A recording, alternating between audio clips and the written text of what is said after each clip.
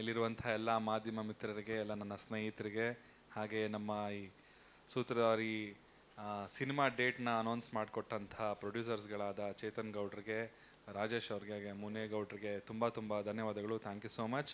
And ನಮ್ಮ ಚಿತ್ರತಂಡಕ್ಕೆ first thanks ಹೇಳ್ತೀನಿ, ಕಿರಣ್ ಅವ್ರಿಗೆ, ಹಾಗೆ ದಾಸ್ ಸರ್ ಅವ್ರಿಗೆ, ಆ್ಯಂಡ್ ನವರಸನ್ ಅವ್ರಿಗೆ.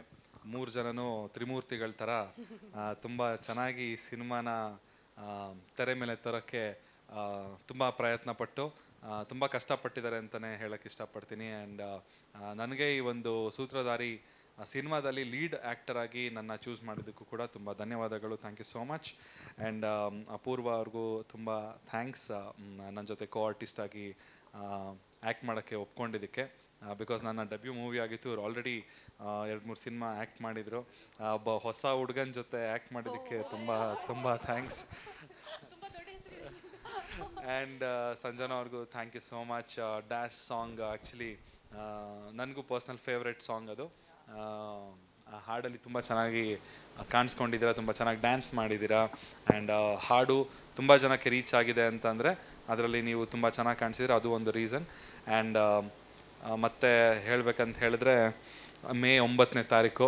ಸೊ ಅದೇ ತುಂಬ ದೊಡ್ಡ ವಿಷಯ. ಇವತ್ತಿನ ಮೇನ್ ಉದ್ದೇಶ, ನಾವು ಇವತ್ತು ಈ ಪ್ರೆಸ್ ಮೀಟ್ ಕರೆದಿರುವಂಥ ಕಾರಣ, ಸೂತ್ರಧಾರಿ ಸಿನಿಮಾ ಕರ್ನಾಟಕ ರಾಜ್ಯಾದ್ಯಂತ ಮೇ 9ನೇ ತಾರೀಕು ರಿಲೀಸ್ ಆಗ್ತಾ ಇದೆ. ನನ್ನ ಮೊದಲನೇ ಸಿನಿಮಾ ಇದು ಆ್ಯಸ್ ಎ ಲೀಡ್ ಆ್ಯಕ್ಟರ್ ಆಗಿ. ಇಷ್ಟು ದಿನ ನನಗೆ ಸಪೋರ್ಟ್ ಮಾಡಿದ್ದೀರಾ, ನಾನು ಮಾಡಿರೋ ಹಾಡುಗಳನ್ನೆಲ್ಲ ಕೇಳಿದ್ದೀರಾ, ಇಷ್ಟಪಟ್ಟಿದ್ದೀರಾ. ಸೊ ಇವಾಗ ನನ್ನ ಹೊಸ ಪ್ರಯತ್ನ, ಒಂದು ಲೀಡ್ ಆ್ಯಕ್ಟರ್ ಆಗಿ ನಿಮ್ಮ ಮುಂದೆ ತೆರೆ ಮೇಲೆ ಬರ್ತಾಯಿದ್ದೀನಿ. ದಯವಿಟ್ಟು ಎಲ್ಲ ಥಿಯೇಟರ್ಗೆ ಬಂದು ಸಿನಿಮಾ ನೋಡಿ ನಿಮ್ಮ ಚಂದನ್ ಶೆಟ್ಟಿನ ಸಪೋರ್ಟ್ ಮಾಡಿ ಅಂತ ಕೇಳ್ಕೊಳ್ತೀನಿ. ಆ್ಯಂಡ್ ಇನ್ನೊಂದು ವಿಷಯ ಹೇಳಬೇಕು ಅಂತ ಹೇಳಿದ್ರೆ, ಸಂಜನಾ ಅವ್ರ ಜೊತೆ ಡ್ಯಾಶ್ ಸಾಂಗ್ ಮಾಡಿ ಏನೇನೋ ಆಗೋಗ್ಬಿಡ್ತು ನನ್ನ ಲೈಫಲ್ಲಿ.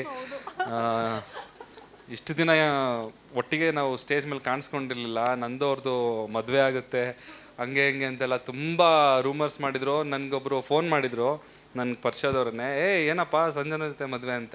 ಇಲ್ಲ ಸರ್ ಅಂದರೆ, ಸುಮ್ಮನಿರ, ನನಗೆ ಗೊತ್ತು, ನನಗೆ ಗೊತ್ತಿಲ್ಲ ನನ್ನ ಮದುವೆ ಇವ್ರ ಜೊತೆ ಇದೆ ಅಂತ. ಅವ್ರಿಗೆ ಗೊತ್ತಂತೆ, ಅದು ಹಿಂಗೆ ಅಂತ ನನಗೆ ಗೊತ್ತಾಗಿಲ್ಲ. ಸೊ ಇವತ್ತಿಗೆ ಸಂಜನಾ ಅವರೇ, ನೀವು ದಯವಿಟ್ಟು ಹೇಳಿಬಿಡಿ ಎಲ್ಲರ ಮುಂದೆ, ಅದಕ್ಕೊಂದು ಮುಕ್ತಾಯ ಸಮಾರಂಭ. ಅಫ್ಕೋರ್ಸ್ ಇದೊಂದು ಕ್ಲಾರಿಫಿಕೇಶನ್ ಕೊಡಬೇಕಿತ್ತು. ಇದು ಮೀಡಿಯಾದಲ್ಲಿ, ಇಂಡಸ್ಟ್ರಿ ಅಲ್ಲದೆ ಫ್ಯಾಮಿಲೀಸ್ ಕಡೆಯಿಂದನೂ ಎಲ್ಲ ಪ್ರೆಷರ್ ಆಗೋಕ್ಕೆ, ಕ್ವೆಶನ್ಸ್ ಬರೋಕ್ಕೆ ಸ್ಟಾರ್ಟ್ ಆಗಿಬಿಡ್ತು.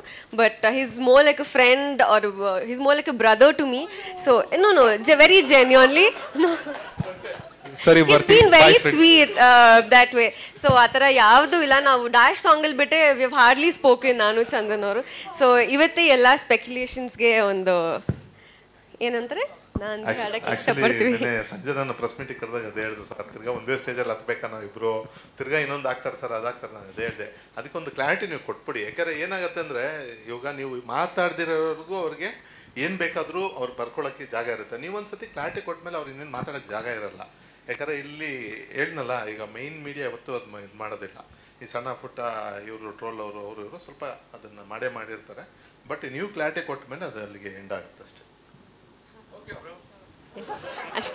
ಓಕೆ ಫ್ರೆಂಡ್ಸ್, ಬಾಯ್.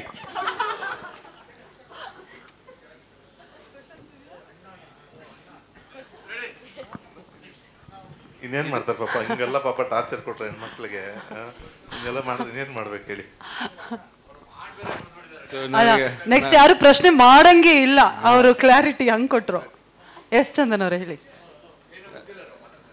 ಎಸ್, ಏನಿಲ್ಲ ಅಣ್ಣ, ಅಷ್ಟೇ ಬಿಡಿ ಅಣ್ಣ, ಬೇಕಿತ್ತ ಅನಿಸ್ತಾ ಇದೆ ನನಗೆ.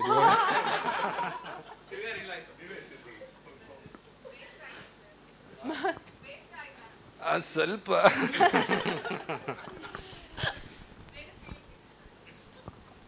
ಇಲ್ಲ, ಜಸ್ಟ್ ವಾಸ್ ಕಿಡ್ಡಿಂಗ್ ಅಷ್ಟೇನೆ. ಮೇ 9ಕ್ಕೆ ಸಿನಿಮಾ ರಿಲೀಸ್ ಆಗುತ್ತೆ, ದಯವಿಟ್ಟು ನೋಡಿ. Thank you. ಎಸ್, ಈಗ ಎಸ್ ಸರ್, ಆದರೆ ಅದಕ್ಕೂ ಮೊದಲು ಇಲ್ಲಿ ಹೇಗೂ ನೀವೆಲ್ಲರೂ ಇರೋದ್ರಿಂದ